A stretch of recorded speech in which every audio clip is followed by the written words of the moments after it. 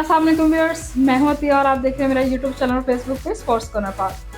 आज के ब्लॉग का आगाज़ करते हैं। अब मुझे ये बात जो सवाल है ये मैं आप लोगों से सवाल करूं या अपने चेयरमैन मोहसिन नकवी साहब से सवाल करूं या अपने सेलेक्टर जो हैं वो उनसे सवाल करूं, वकार यूनुस साहब से सवाल करूं। वकार साहब ने कहना है कि जी मुझे तो अभी आया है, जुमा 8 दिन हुए हैं, आप लोग तो मुझ पर ब्लेम कर ही नहीं सकते।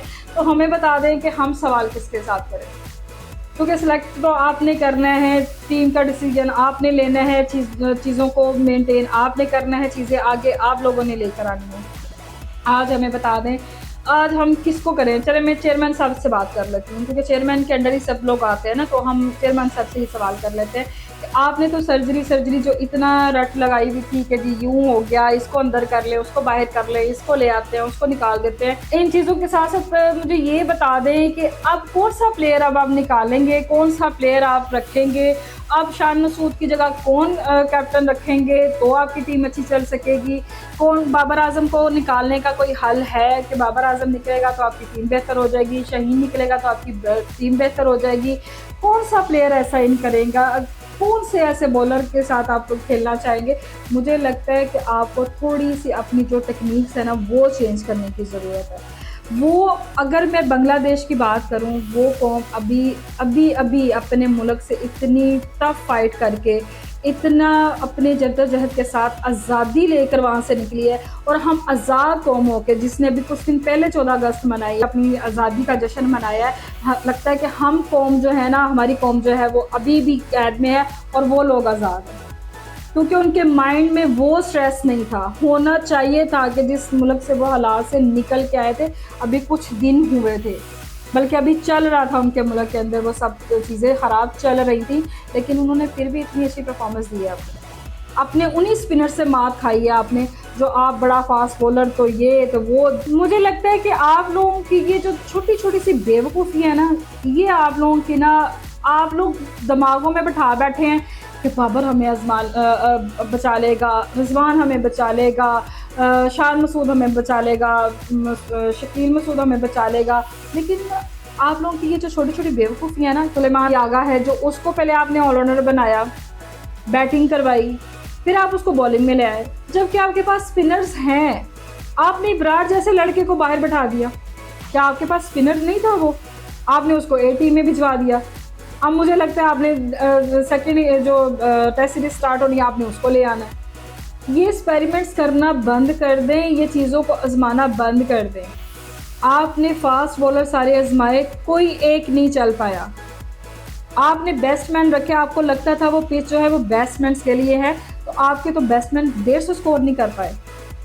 उनके स्पिनर्स के आगे आपके जो इतने बल्लेबाज थे, आपने 11 की जो टीम रखी हुई थी वो उनके सामने टिक नहीं पाए, 150 स्कोर को अपने वो मेंटेन नहीं कर सके और शिकस्त का आपका सामना करना पड़ा।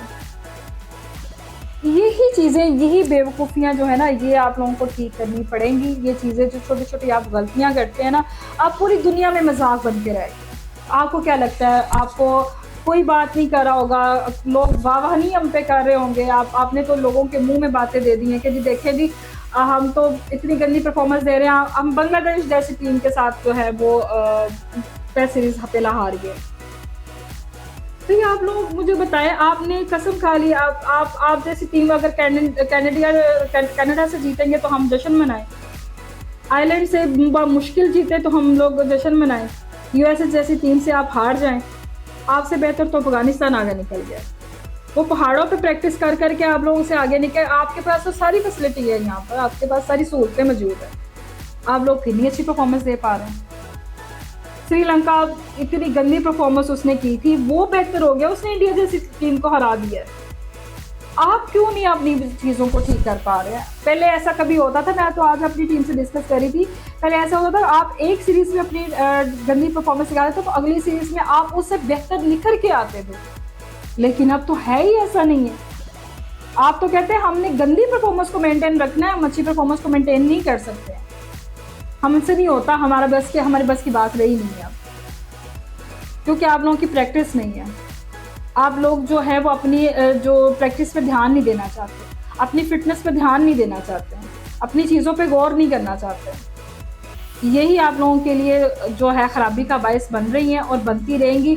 जब तक आप उन चीज़ों को ठीक नहीं करेंगे, आप जितना मर्ज़ी कैप्टन को बदल लें, कोच को बदल लें, सेलेक्टर्स को बदल लें, जिसको चाहे मर्ज़ी बदल लें, तब तक आप जीत का मुकद्दर आप नहीं बना सकते। एक और चीज़ मैं आप लोगों के साथ डिस्कस करूं कि अब मुझे अपने क्रिकेट बोर्ड को थोड़ा सा ये ध्यान करवाने की भी ज़रूरत है कि थोड़ी सी चीज़ों को वहाँ पे भी आप अपनी चीज़ों को सेट करें कि आपके यहाँ पे एक डिस्कशन हो रही थी शान मसूद और अपने कोच के दरमियान में, जो कि कैमरा मैन ने उस तरफ कैमरा किया ड्रेसिंग रूम की तरफ। ये क्या पोर्ट्रे कर रहे हैं आप लोग?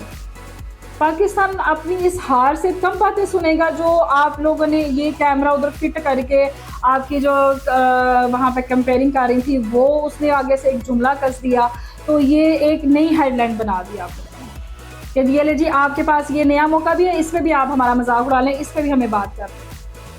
बात असल वजह ये है कि वो आपस में एक डिस्कशन कर रहे थे कि जिसपे अंपायर के साथ उन्होंने जो अंपायर ने गलती की थी कि एक बॉल जो छक्का नसीम शाह को लगा था वो बॉल गुम गया था और उनको दूसरा बॉल ला के दिया गया था, जो कि अभी 10-12 ओवर्स से पहले उन्होंने वो बॉल करवाई थी, हालांकि न्यू बॉल देनी चाहिए थी, उन्होंने पुरानी बॉल दी। इस बारे में वो डिस्कशन कर रहे थे कि अंपायर ने ये चीज़ की है जो उसको नहीं करनी चाहिए थी।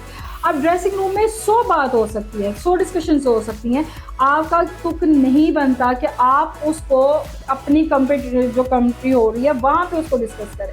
आपने कभी किसी और ग्राउंड में देखा है कि ड्रेसिंग रूम में जो कुछ हो रहा हो तो आपके वहाँ पे जो कमेंट्री कर रहे हो वो वहाँ पे उसको डिस्कस करें? ग्राउंड में जो हो रहा है जो क्रिकेट के ऊपर बात हो रही है आप उस पर बात कर सकते हैं, आप किसी को इस तरह पॉइंट आउट नहीं कर सकते। आप करके देखें हैं इंडिया के किसी भी ग्राउंड में इस तरह की कोई हरकत, या बाहर के किसी भी ग्राउंड में इस तरह की हरकत करके देखें, आपको बैन कर दिया जाएगा, आपको इस ऐसे कॉम्पिटिटर को घर बैठा दिया जाएगा कि आप घर बैठे आप कंपेयरिंग ना करें। ये ऐसी सारी चीज़ें पाकिस्तान के साथ ही होनी होती है, पाकिस्तान के साथ ही सारी चीज़ें चलनी होती हैं।